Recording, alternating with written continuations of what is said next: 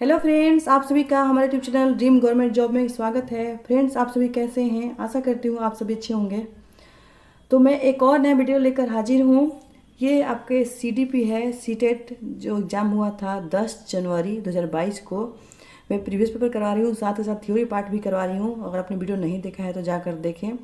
सारे जो कॉन्सेप्ट है मैं क्लियर करवाती हूँ, और जो जो क्या क्या कैसे प्रश्न बनते हैं वो सारे थ्योरी पार्ट में मैं करवा रही हूँ। और यहाँ पर मैं क्वेश्चन पेपर प्रीवियस पेपर लेकर आई हूँ, ताकि आप लोग को एक एक जो ऑप्शन है क्लियर हो, ऑप्शनों को कैसे एलिमिनेट करना है, सही आंसर तक कैसे पहुँचना है, ये सारे आइडिया बताती हूँ। और मेरा इंटेंशन सिर्फ क्वेश्चन का आंसर नहीं बताना होता है, वो तो आप भी कहीं से भी ढूंढ लेंगे। यहाँ पर एक एक ऑप्शन की व्याख्या करती हूँ, ताकि आपका एक भी प्रश्न एग्जाम में ना छूटे, क्योंकि एक एक प्रश्न बहुत ही कीमती होते हैं। और एक प्रश्न से जब अपन चुकते हैं तो बहुत तकलीफ होती है। मैंने बहुत झेला है ये दर्द को।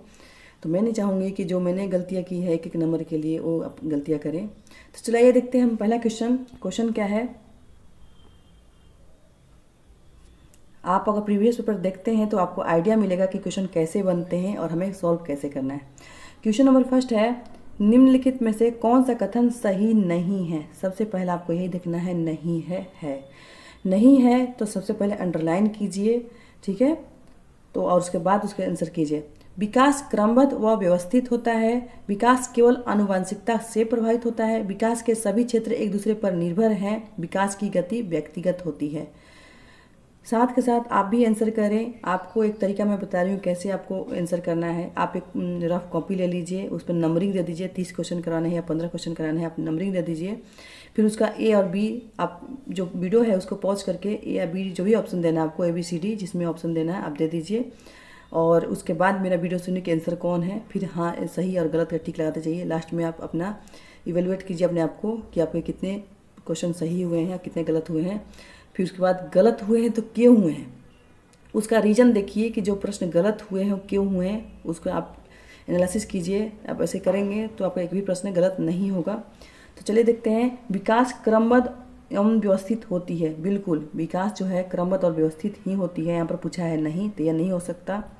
विकास केवल आनुवंशिकता से प्रभावित होती है।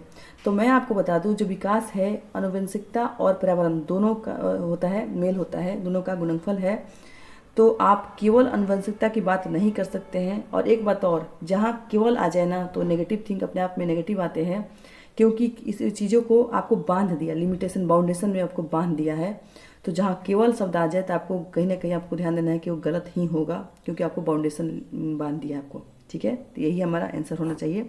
आगे देखते हैं। आंसर मिलने के बावजूद भी आपको सारे ऑप्शन चेक करने हैं, शायद उससे भी ज़्यादा कुछ अच्छा हो। विकास के सभी क्षेत्र एक दूसरे पर निर्भर होते हैं। बिल्कुल, कैसे निर्भर होते हैं मैं आपको ये भी बता देती हूँ। सपोज करो आप दो या दो से अधिक को मिलने से समाज बनता है। आप अगर समाज में समाज की बातें सीखते हैं, वैल्यू सीखते हैं, और बात विचार भावना कुछ भी सारे जो अपने समाज से ही सीखते हैं। अगर आप समाज में रहते हैं तो समाज से आप अच्छी अच्छी बातें ग्रहण करेंगे। लोगों बड़े से कैसे व्यवहार करना है, छोटे से कैसे व्यवहार करना है, तो आपका जो सामूहिक विकास है वो भी बेहतर होगा। और साथ में अगर अपने लोगों से अच्छी व्यवहार किया तो अपनी नैतिकता भी अपने आप ग्रहण करेंगे। तो कहीं ना कहीं सारे जो विकास हैं तो वो सारे एक दूसरे पर निर्भर है। एक के विकास दूसरे पर निर्भर है, ठीक है। और कहीं ना कहीं सामूहिक विकास और सामाजिक विकास एक दूसरे से ज़्यादा मेल खाते हैं, ठीक है।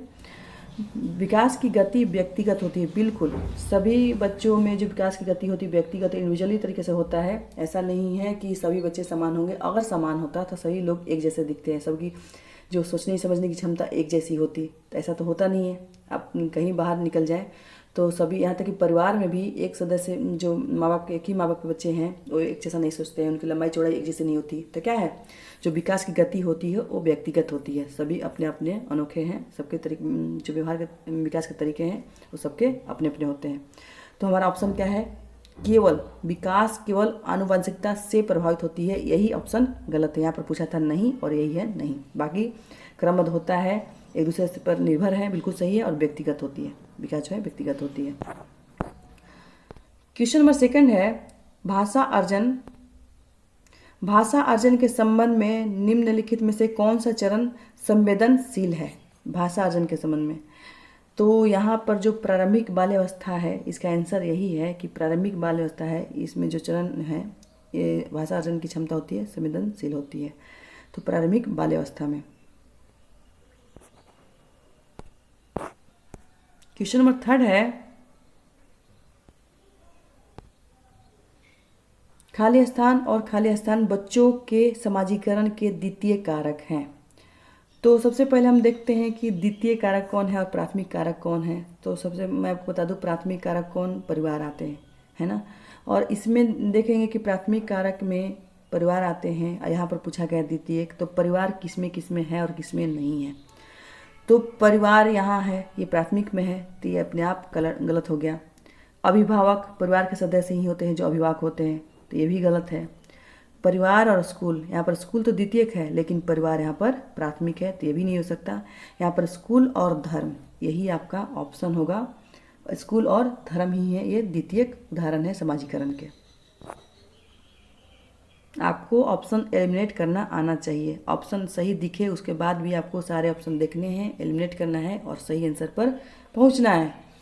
क्वेश्चन नंबर 4 है, जीन पियाजे के संज्ञानात्मक विकास के अनुसार बच्चे संरक्षण किस अवस्था में कर पाते हैं। क्या क्वेश्चन बोल रहा है, जीन पियाजे के अनुसार बच्चे संरक्षण किस अवस्था में कर पाते हैं। तो सबसे पहले हम जानते हैं कि संरक्षण क्या होता है। तो संरक्षण एक ऐसी प्रक्रिया है जिसके द्वारा बालक में एक तरफ वातावरण के परिवर्तन तथा स्थिरता में अंतर करने की क्षमता और दूसरी तरफ वस्तु के रंग रूप में परिवर्तन और उसके तत्व में परिवर्तन के बीच अंतर करने की क्षमता विकसित हो जाती है। संरक्षण में क्या होता है कि जो होता है ना, उसमें बच्चों में अंतर करने की क्षमता विकसित हो जाती है। तो जो संरक्षण की अवस्था है सामयिक पेशीय, इसमें नहीं हो सकता क्योंकि बच्चा इसमें अपने ज्ञानेंद्रियों की तरह व्यवहार करता है।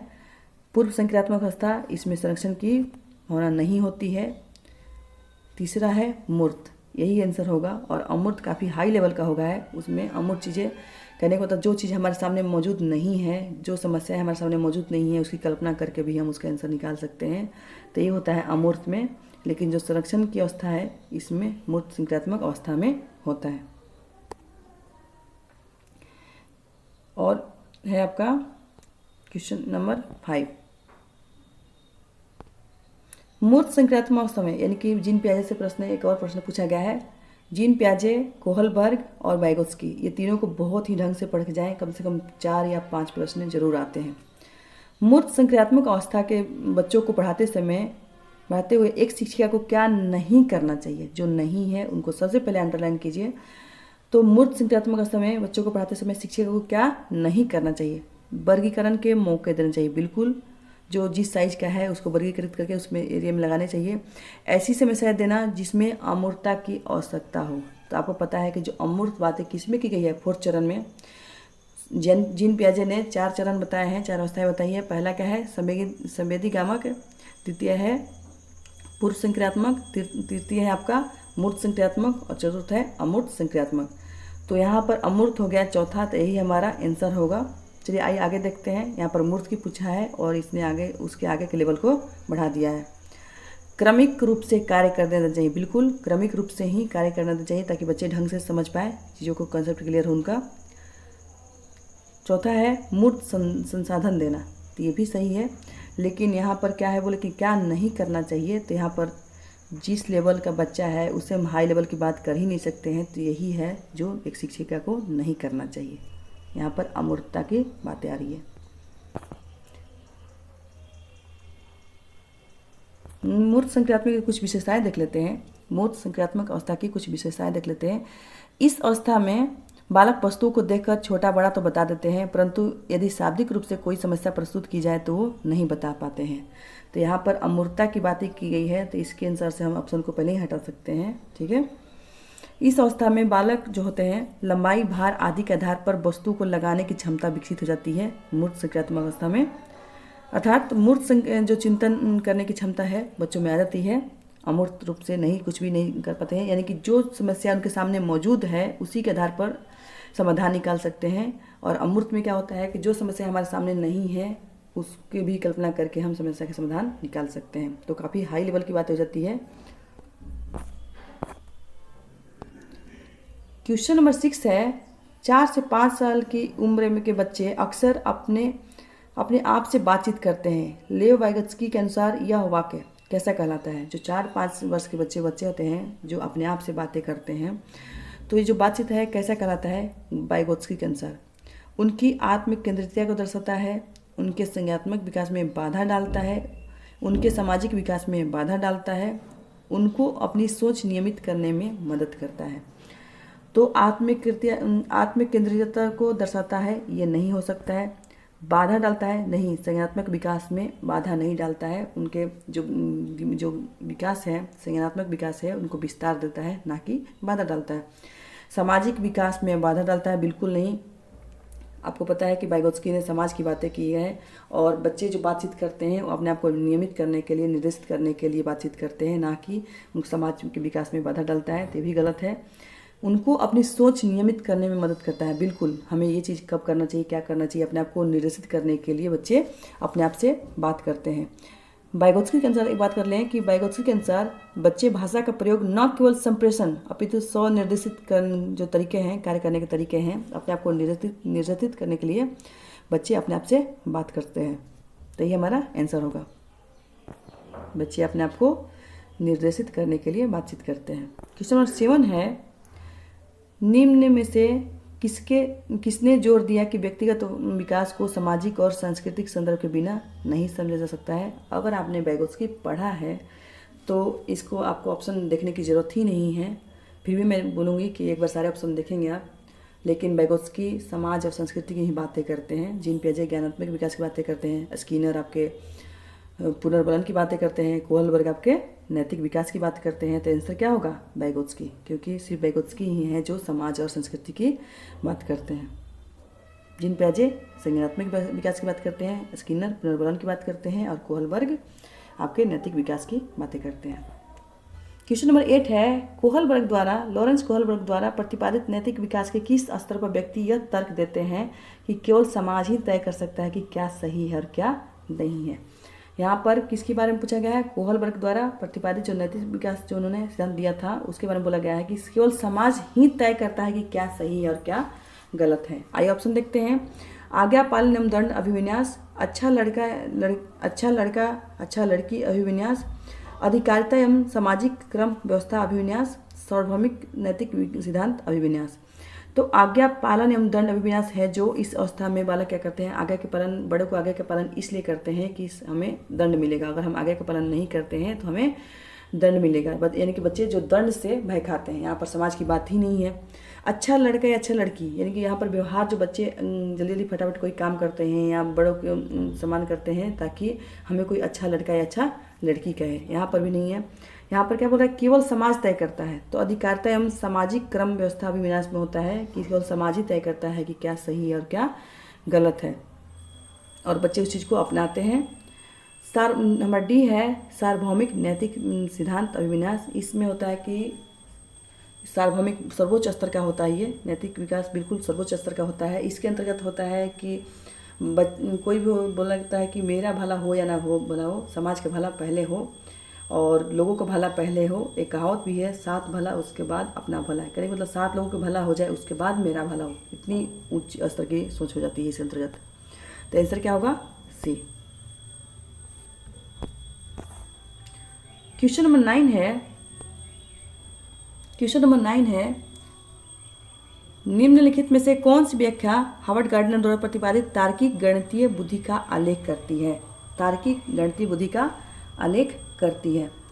मानवीय अस्तित्व के मामले पर सोचने का सामर्थ्य व संवेदनशीलता, ध्वनि व ताल के प्रति संवेदनशीलता, स्थानों के पैटर्न को पहचानने और फेरबदल करने की क्षमता, समस्याओं को तर्कपूर्ण तरीके से विश्लेषण करने व मसलों की वैज्ञानिक दृष्टिकोण से विवेचना करने की क्षमता।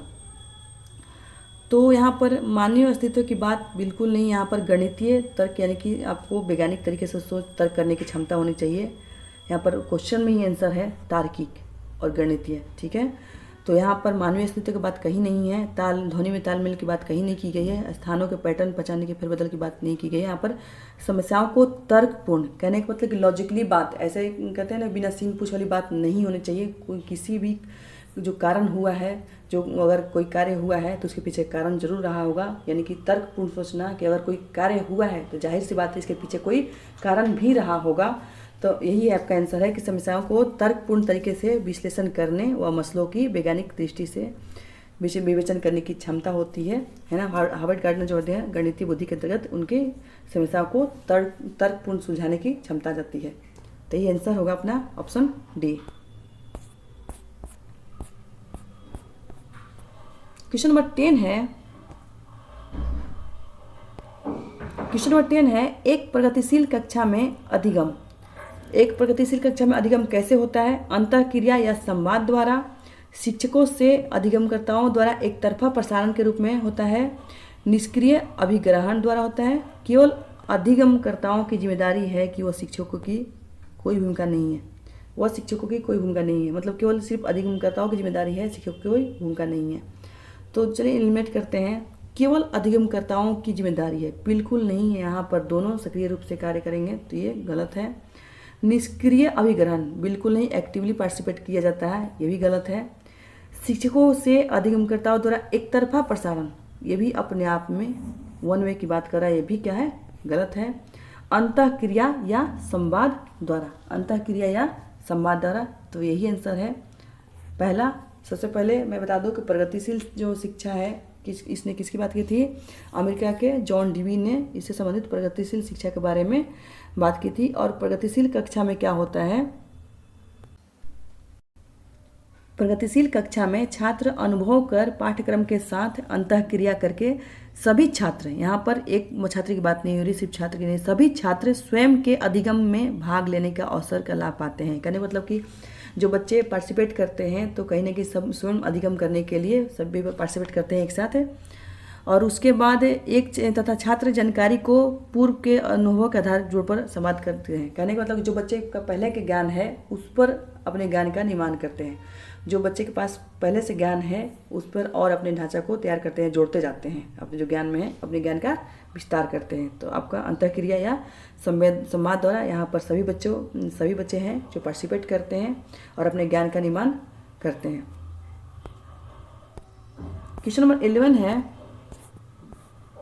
कथन क्या है?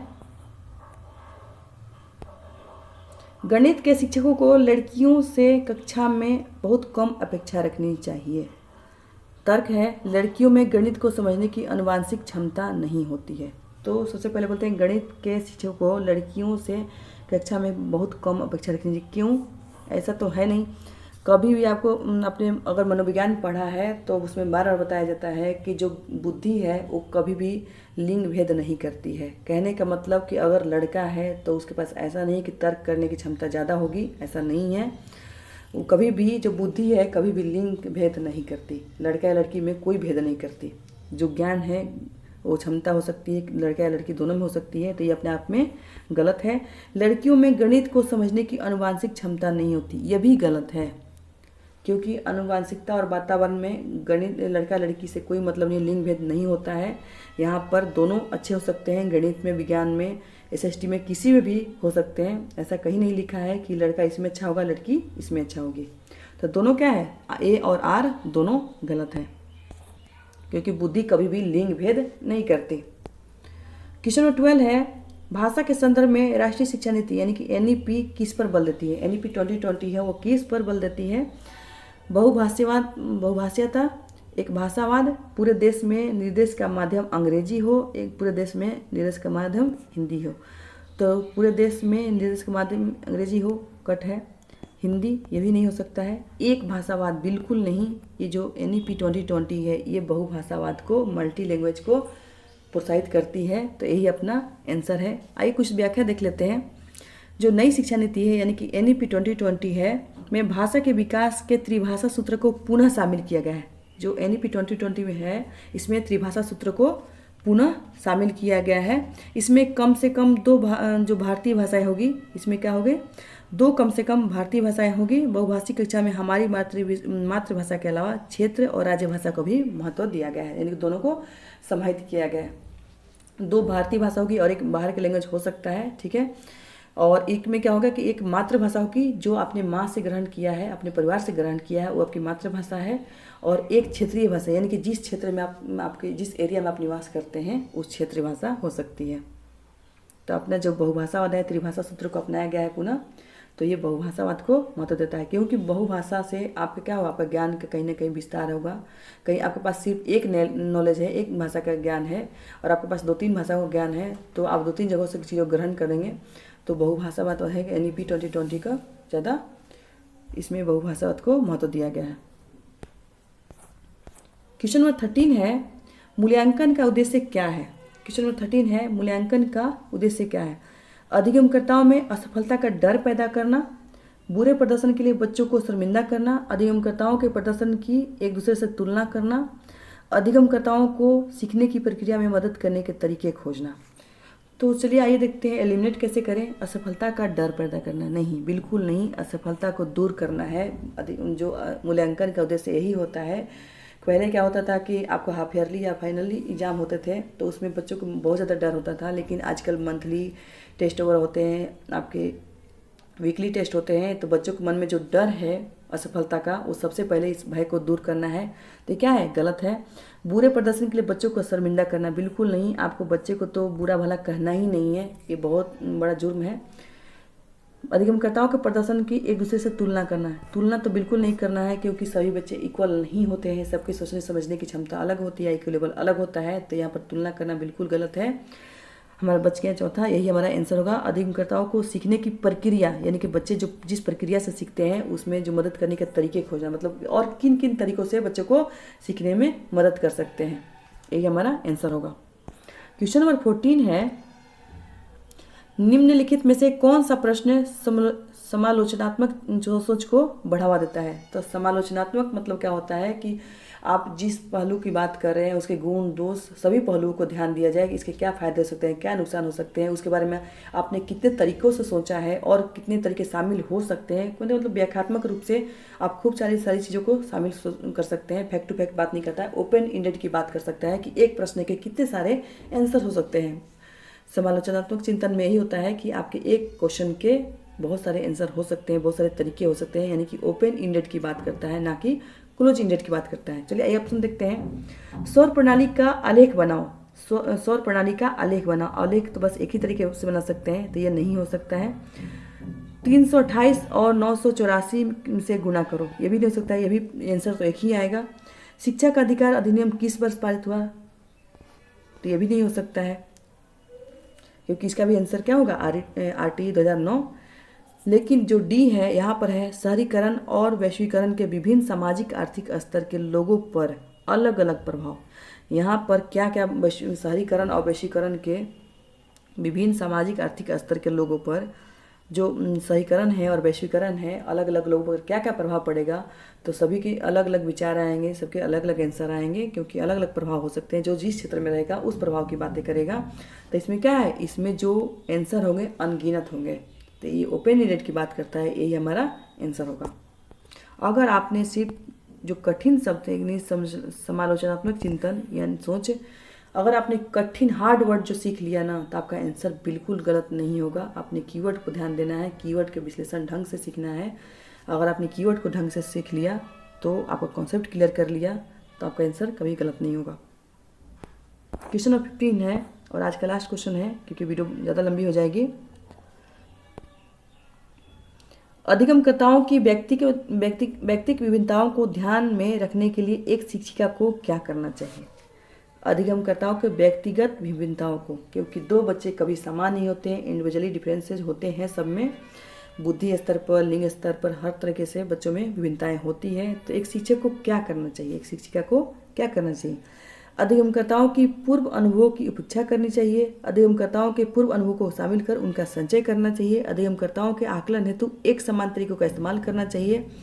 सभी अधिगमकर्ताओं के लिए मानकीकृत पाठ्य चर्चा को लागू करना चाहिए।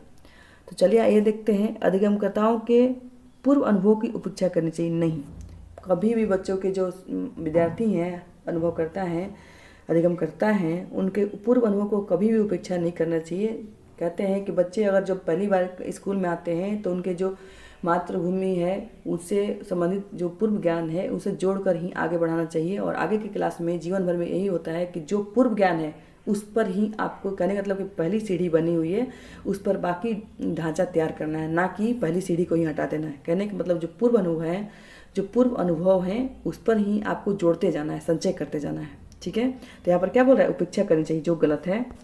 अधिगमकर्ताओं के पूर्व अनुभव को शामिल कर उनका संचय करना चाहिए। बिल्कुल, जो बच्चों के अनुभव है पहले से उनको संचय करते रहना चाहिए, उस पर ही और चीज़ें जोड़ते जाना चाहिए। तो ये हमारा आंसर होगा। आगे और देखते हैं, अधिगमकर्ताओं के आकलन हेतु एक समान तरीकों का इस्तेमाल करना चाहिए। बिल्कुल नहीं, आकलन हेतु सभी ने आंसर अलग अलग किए हैं, सोचने की क्षमता, समझने की क्षमता अलग होगी, तो आंसर भी करने की क्षमता अलग होगी। तो एक समान तरीकों से एक ही तराजू में सभी को नहीं तौल सकते, ये बिल्कुल गलत है। सभी अधिगमकर्ताओं के लिए मानकीकृत पाठ्यचर्या को लागू करना चाहिए। बिल्कुल नहीं, यहाँ पर स्टैंडर्ड बिल्कुल नहीं होना चाहिए, करिकुलम बिल्कुल नहीं होना चाहिए, तो ये भी गलत है। इक्वल नहीं होना चाहिए, टिपिकल बिल्कुल अलग अलग, क्योंकि सभी बच्चे अलग अलग होते हैं, सोचने समझने की क्षमता अलग होती है। तो फ्रेंड्स, आई होप आपको वीडियो अच्छी लगी हो। वीडियो अगर अच्छी लगती हो तो चैनल को लाइक, सब्सक्राइब, शेयर करें। बाय।